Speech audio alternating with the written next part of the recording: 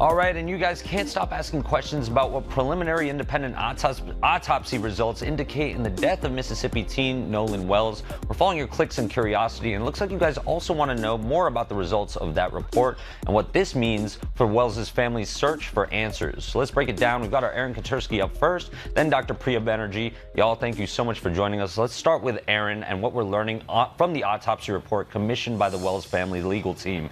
Aaron, you've been following this investigation from the jump for us. What do we know? We know that Nolan Wells went on a boat day trip with his friends on the 4th of July in Mississippi, but never returned home. And in a search for answers in how he died, the family sought out an independent autopsy report. What do we know about that report and what it found?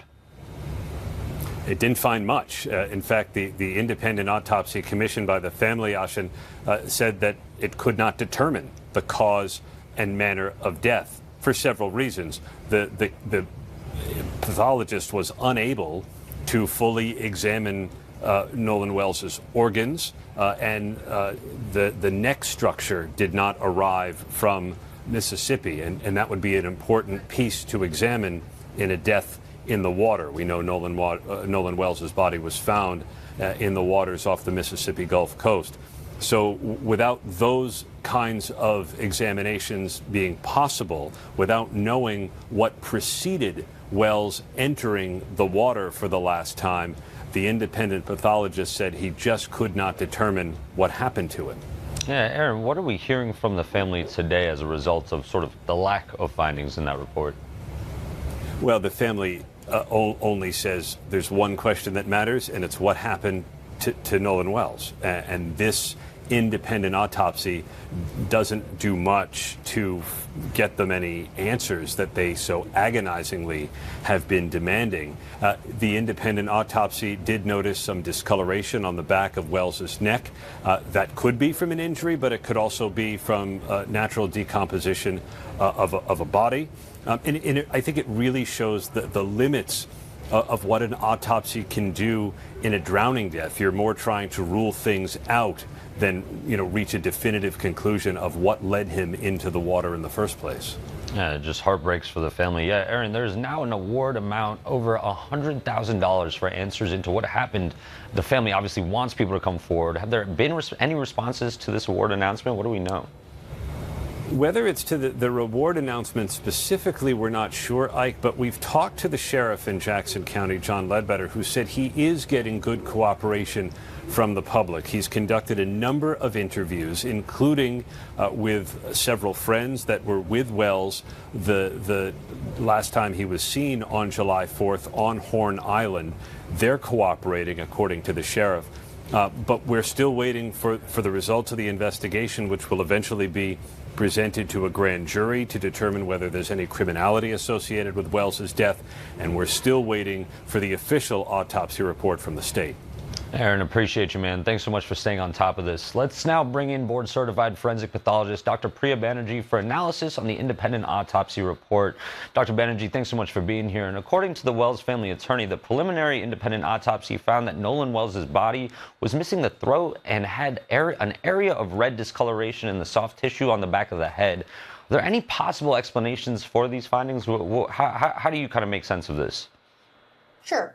So I think we have to take it in totality, meaning this is a second autopsy, and so the body has undergone examination previously. It is under the legal purview of the first pathologist to retain important parts for further examination. So I assume that's why the neck isn't there. And that red area that's been shown on this morning's presentation, that is very difficult to interpret, if you will. It's sort of a band-like broad area, and I think it's very important to understand that it could be related to decomposition or some sort of artifact.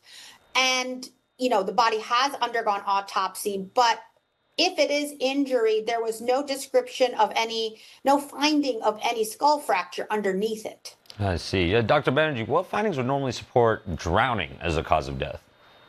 So drowning is a very difficult, there's nothing that is pathognomonic is what we say. There's nothing A equals B related to drowning. The body needs to be found in water, which Nolan was, but then we look for pockets of water where they shouldn't be in the body. So at the base of the skull in an area called the sphenoid sinus, in the lungs, if he breathed in water while he was drowning, or if he swallowed water while drowning, it would be in the stomach. Now, remember, this was a hot summer weekend, so he could have watery contents, whether it's soda, water, juice, right, other, alcohol. So you have to take that with a grain of salt. Just to have liquid contents in the stomach doesn't mean it's evidence of drowning. I see. And Dr. Banerjee, you touched on this earlier, but the report says that portions of the airway, throat, stomach, and other organs were unavailable because they were retained after the first autopsy. Is that standard forensic process? It can be. I obviously am not involved personally in this case. I'm just commenting. So there can be variable sort of retention policies, if you will, whether the neck organs are retained, whether the brain is retained for further analysis. Stomach contents, the stomach is opened and the contents are collected for toxicology. So that's very standard. So the fact that that was not available is not surprising to me. That's routine toxicology, at least for me. And then from where you sit, Dr. Banerjee, how common is it for an autopsy to actually be inconclusive? Does this happen all the time? Well, I don't think it's inconclusive. I think, a second autopsy is inherently different than a first one. I do them myself. So here we do have the fact that there's, trauma can be excluded even though he's decomposed in many areas of the body, which is reassuring. Now we have to await toxicology, which the first exam is always better for, and then the investigation, which is external to any autopsy. And Dr. Banerjee, I'm going to ask you to speculate here a little bit. If you were the consulting pathologist, what evidence would you actually request before reaching a final opinion in something like this?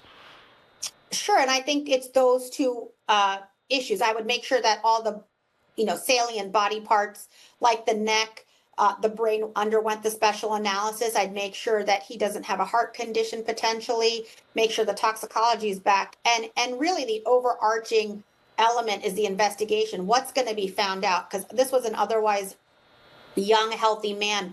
Did anybody see him enter the water? Why was he there? Why was he not found immediately? All of these questions really come to mind.